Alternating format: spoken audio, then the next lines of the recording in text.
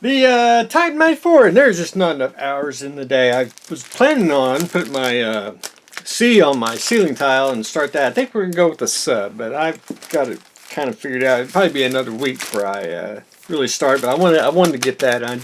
I ran out of time, and I am never prepared. I'll show you why I did not have no time. If I can find it real quick. Oh, where is it?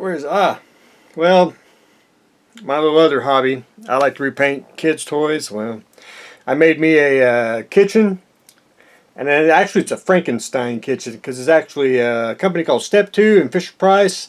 There was two incomplete kitchens, and I made one whole kitchen. And I like to, let's see, where is it? Where's a bigger picture? I like to do the diners, dive-ins and dives, and every time I do one of those kitchens, they're always different. So it's just like around when he goes around all the different kitchens, they're all different, But anyway, that's because I should wear gloves, but I was trying to do a Scooby-Doo little kids car for the upcoming Scoob movie. So anyway, that's just not enough hours in the day. The Type 94. Last I left off, I put some more, I don't want to say bedrolls, whatever. I did a real long one. Basically put like, I don't want to say, not a napkin, but a piece of cloth, just stuck in there. I just fold over the epoxy sculpt and just put in there,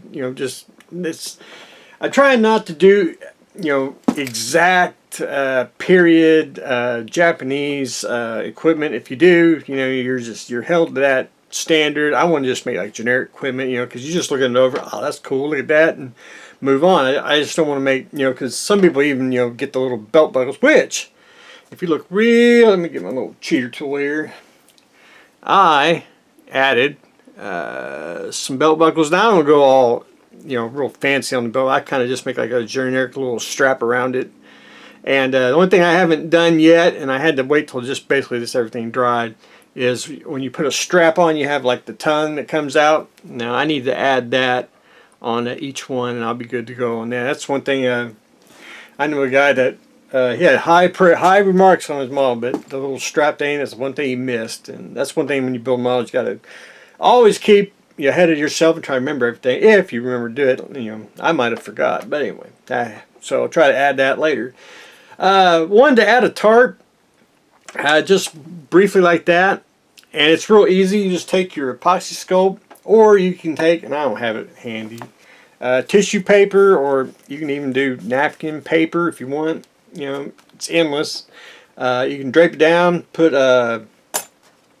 dip it in water and everything. But on epoxy sculpt, you thin it out. I mean, you get it like you can get it super thin, and then you can brush it on with either water or their high dollar safety solvent, which I was at a contest, and they were winning. Everyone was winning these, but no one wanted these. So I went over there. I was like, "What are you going to do with these?" "Oh, we don't know. You want them?"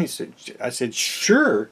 So I got almost like 10 bottles of these. I mean, it was like nuts. I don't know why no one wanted it. I mean, that's more expensive than the epoxy sculpt. But anyway, that's another topic for another day. So the tarp here. You get it real thin, and I just cut out a little square. I didn't want like a big tarp. I just wanted like just something to make it a little dramatic.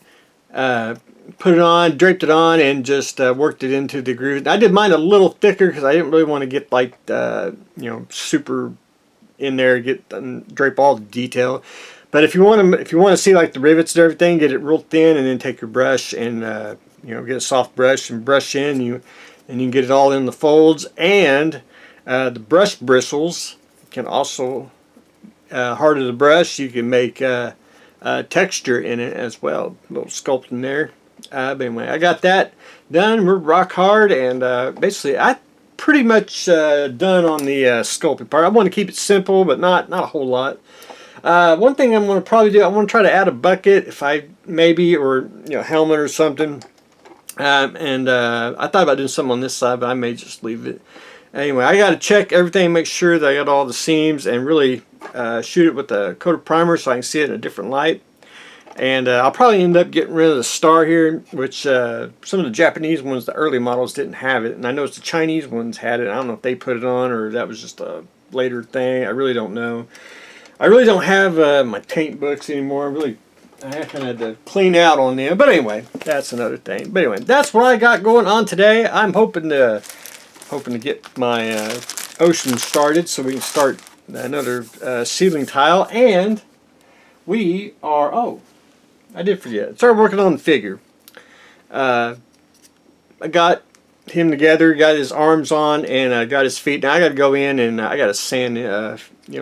On almost all figure kits, there's always like a seam, and I'm trying to sand all that down and get all that ready to go. I'm probably going to get his hands on, get his head on, and after that, I'll go in and fill in just like the seams on the shoulder, make it seamless. And we'll shoot him some primer. I'll like shoot that primer as well. Make sure I got everything, and then we'll see what goes from there. But anyway, that's what I got going on today. We're rocking and rolling on the Type 94. So that's what I got going on today. So stay tuned for the next exciting episode.